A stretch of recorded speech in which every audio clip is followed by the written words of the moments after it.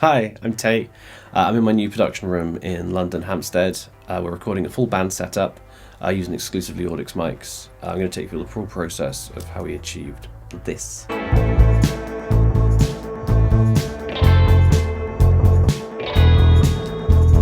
So I chose an Audix mic specifically because of how well they're shaped.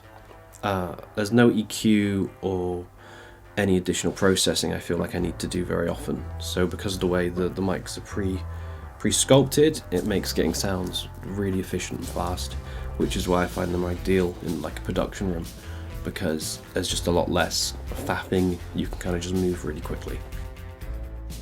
So we're going to start with pre-production, which is just making sure that the track is going to go from a demo to like a record. So we're going to have a look at the structure and all those little bits, and then basically track a full guide track to then record on top of.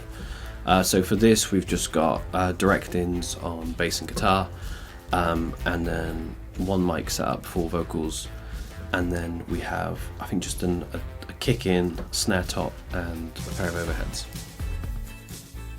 So after pre-production, we then go straight to drum tracking. The drum tracking in this track is way more segmented than like standard, because we're doing bits to tape, we're doing bits with slightly different snare sounds. And we're just kind of moving around the kit sound for like the choruses, the verses, and the pre-choruses basically. But the microphones are more or less the same the whole way through the track.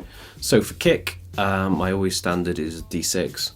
The thing I really like about it is there's no in and out mic needed, so I don't have to have a kick out and a kick in. If I put it in the right kind of spot, I'll get like a very full picture.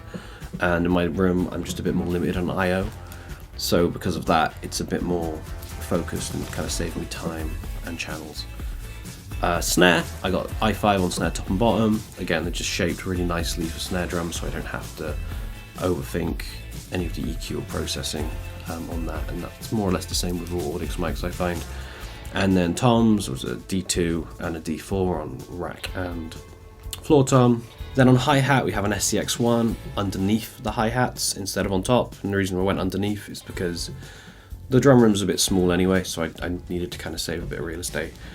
And it was just overheads, so we had some SEX 25s in Recorder Man, and that just got me a really nice full picture of the kit. And then any extra space or depth I use, I can just use that with some quite aggressive compression or with some like reverb units and stuff. So for bass and electric guitars, I don't use any microphones. I sometimes amp up electrics, but it wasn't really suitable for this kind of track, so we just went straight in the box.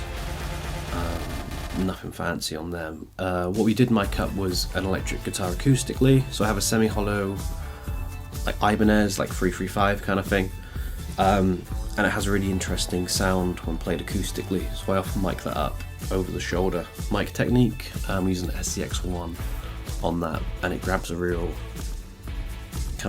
real sound. It sounds like I put it right next to the ear, so it sounds like how playing guitar sounds to the player, and that sat in the song really well. And for vocals, we use the PDX 720. It's like a really long, lovely looking microphone.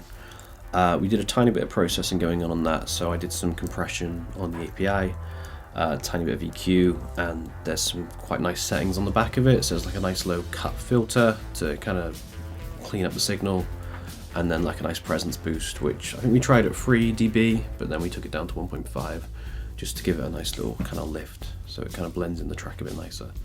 Cool, so here's kind of the full mix. It's just a super rough monitor mix after a long day of tracking, and here's everything in the track, vocals and all.